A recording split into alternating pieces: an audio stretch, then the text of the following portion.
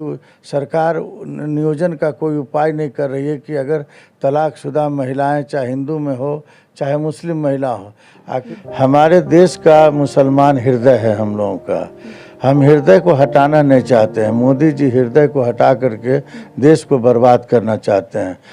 आप देख रहे हैं कि जिस दिन से हम सरकार से हटे और इस सरकार की जो हालात है लॉ एंड ऑर्डर पर काफ़ी ख़त्म है। चारों तरफ हत्याएं, लूट, चैन का अपहरण, महिलाओं के साथ मुजफ्फरपुर ऐसे शहरों में यौन शोषण का कार्यक्रम। और आप बाबा भीमराव अंबेडकर के सपनों को चकनाचूर कर रहे हैं। उनके संविधान की धज्जियां आप उड़ा रहे हैं। गिरिराज सिंह ऐसे अच्छे मंत्री, अच्छे सोच वाले व्यक्ति अगर इस तरह से बोले कि हमको हिंदू का, मुसलमान का वोट नहीं चाहिए, यादव का वोट नहीं चाहिए, इस लोकतंत्र के किस पन्ने पर लिखा हुआ है? नमस्कार, टाइम्स 18 देख रहे हैं आप और आपके साथ मैं हूं शकीना मलिक। देखिए, आए दिन जिस तरीके से आपराधिक घटनाएं बढ़ती जा रही है, जहां पर महिलाओं को लेकर लगातार पक्ष विपक्ष एक दूसरे पे कटाक्ष करते हैं, लोग बोलते हैं कि हम उसके समर्थन में हैं और उनके राज में महिलाएं सुरक्षित है। लेकिन जो मामला अभी एक श्रिया का मामला हाल में हुआ है जो एसिड अटैक है, वहीं दूसरी तरफ जहां पर महिलाओं को जॉब के नाम पर महिलाओं के साथ गलत काम किया जा रहा है, इस पर हमने सोचा क्यों नहीं राजद के पूर्व एमएलसी आजाद गांधी जी से बात कर लिया जाए, उनसे पूछ लिया जाए कि क्या वाकई में अभी जो डबल इंजन की सरकार में इस तरीके के मामले आ रहे हैं, क्या अगर आपकी सरकार होती तो क्या कुछ बदलाव होता? देखिए, ये जो वर्तमान सरकार है, वर्तमान सरकार जो है जिस तरह से वादा किया था लोगों के बीच में कि हम सुशासन की सरकार देंगे, हम किसी को बकसने वाले नहीं हैं, न किसी को समर्थन देने वाले हैं। आप देख रहे हैं कि जिस दिन से हम सरकार से हटे और इस सरकार की जो हालात है लॉ एंड ऑर्डर पर काफ़ी ख़त्म है।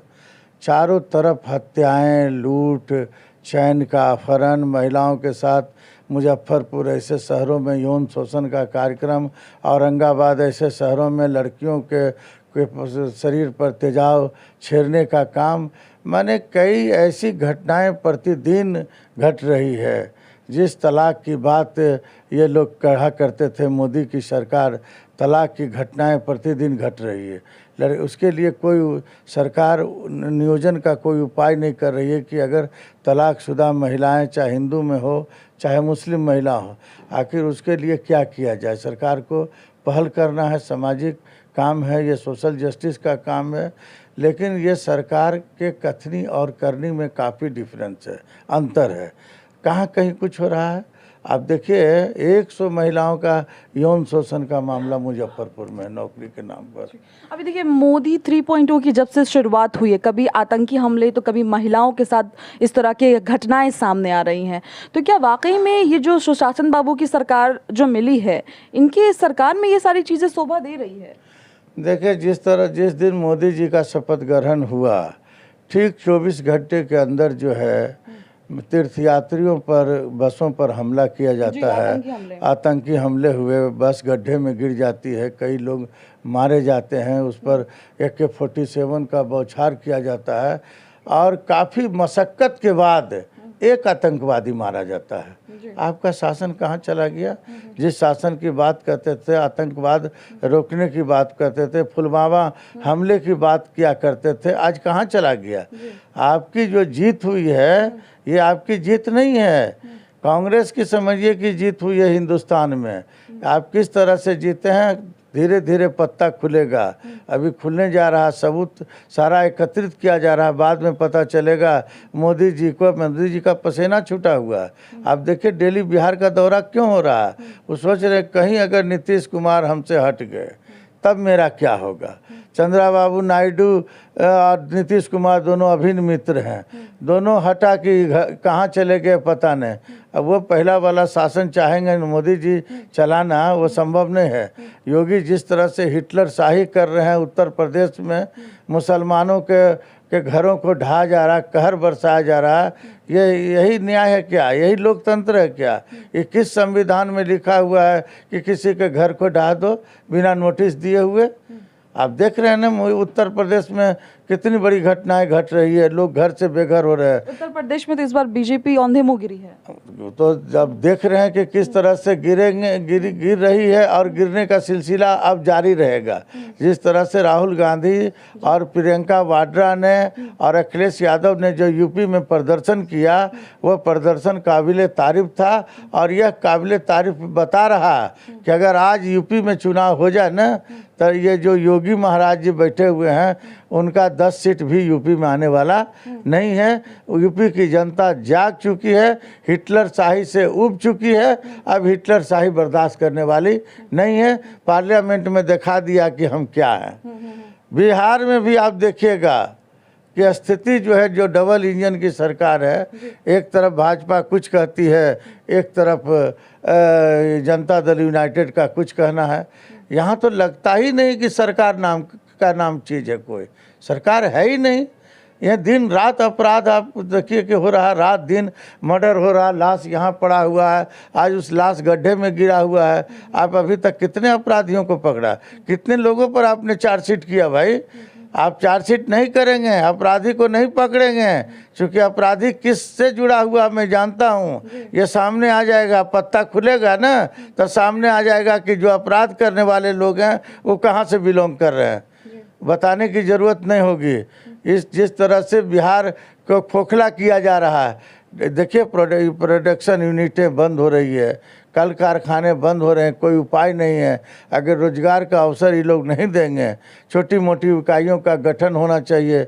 Small scale industry unit, heavy industry unit सारा बंद। हाजीपुर में आप जाके देखिए, इंडस्ट्रियल एरिया कई फैक्ट्रियां 90% ठप है। आज़ाद जी, एक आखिरी सवाल होगा आपसे कि अभी आपने देखा जिस तरह से 77 दिन के चुनाव प्रचार में नरेंद्र मोदी मटन, मुर्गी, मछली और मुजरा तक गए, और इसके बाद अभी उनकी जो 3.0 की शुरुआत हुई है, जिसमें नीतीश कुमार और चंद्रबाबू नायडू के सहयोग से इस बार एनडीए की सरकार बनी है, जहां पर देखा जा रहा है कि चंद्रबाबू नायडू हो या नीतीश कुमार हो, वो मुस्लिम के साथ आगे बढ़ रहे हैं और मोदी जी जिस तरह से खिलाफ हैं। तो क्या लगता है कि इस बार ये जो बनी है सरकार, इसमें क्या दम है और कब तक जाएगी आगे? देखिए, मुसलमान जो हिंदुस्तान का एक बहुत बड़ा अंग है जी। अगर शरीर से हृदय को हटा दिया जाएगा तो शरीर नाम का चीज़ नहीं रहेगा। हमारे देश का मुसलमान हृदय है हम लोगों का। हम हृदय को हटाना नहीं चाहते हैं। मोदी जी हृदय को हटा करके देश को बर्बाद करना चाहते हैं। अगर ये सिलसिला जारी रहेगा, आज देखिए उनके नेताओं का जो बयान आ रहा है, जैसे देवेश चंद्र ठाकुर जी का बयान, गिरिराज सिंह, ऐसे अच्छे मंत्री, अच्छे सोच वाले व्यक्ति अगर इस तरह से बोले कि हमको हिंदू का, मुसलमान का वोट नहीं चाहिए, यादव का वोट नहीं चाहिए, इस लोकतंत्र के किस पन्ने पर लिखा हुआ है? हिंदुस्तान के संविधान के किस पन्ने पर आप जो इस तरह का जो बात लिखा हुआ जो आप बोल रहे हैं, आप बाबा भी जाएगा तो शरीर नाम का चीज़ नहीं रहेगा। हमारे देश का मुसलमान हृदय है हम लोगों का। हम हृदय को हटाना नहीं चाहते हैं। मोदी जी हृदय को हटा करके देश को बर्बाद करना चाहते हैं। अगर ये सिलसिला जारी रहेगा, आज देखिए उनके नेताओं का जो बयान आ रहा है, जैसे देवेश चंद्र ठाकुर जी का बयान, गिरिराज सिंह, ऐसे अच्छे मंत्री, अच्छे सोच वाले व्यक्ति अगर इस तरह से बोले कि हमको हिंदू का, मुसलमान का वोट नहीं चाहिए, यादव का वोट नहीं चाहिए, इस लोकतंत्र के किस पन्ने पर लिखा हुआ है? हिंदुस्तान के संविधान के किस पन्ने पर आप जो इस तरह का जो बात लिखा हुआ जो आप बोल रहे हैं, आप बाबा भीमराव अंबेडकर के सपनों को चकनाचूर कर रहे हैं। उनके संविधान की धज्जियां आप उड़ा।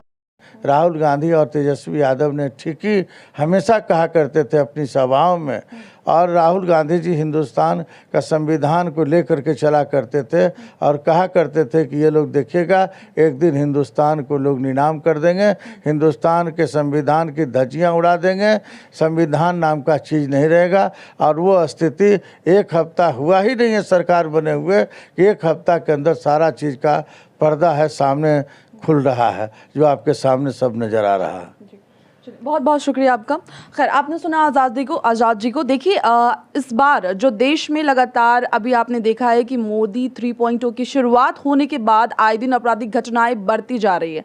अपराधी बेलगाम है, वहीं महिलाएं भी असुरक्षित है। और ऐसे में आपको जानकारी दे दें कि देश में जो एनडीए की सरकार बनी है वो सरकार लंगड़ी सरकार है, और जिस पर पक्ष विपक्ष जिस तरह से दावे कर रहे हैं, और ये सरकार कब तक चलेगी ये देखने वाली बात होगी। लेकिन एक बात तो साफ है, राहुल गांधी और तेजस्वी यादव जिस तरह से लोकसभा चुनाव प्रचार में लगातार अपनी सभा में ये बात बोलते हुए नजर आ रहे थे कि अगर इस बार एनडीए की सरकार बनी तो लोगों से वोटिंग के अधिकार भी छीन लिए जाएंगे। और अब गिरिराज के बयान के बाद जो माहौल बन रहा है, क्या वाकई में इस बार मुसलमानों से वोटिंग का अधिकार छीन लिया जाएगा? क्या अति पिछड़ा लोगों से भी वोटिंग का अधिकार छीन लिया जाएगा? क्या संविधान बदल जाएगा? देखिए, ये बहुत बड़ी सवाल है। खैर, आपकी क्या राय है हमें कमेंट बॉक्स में जरूर बताएं। तब तक के लिए धन्यवाद।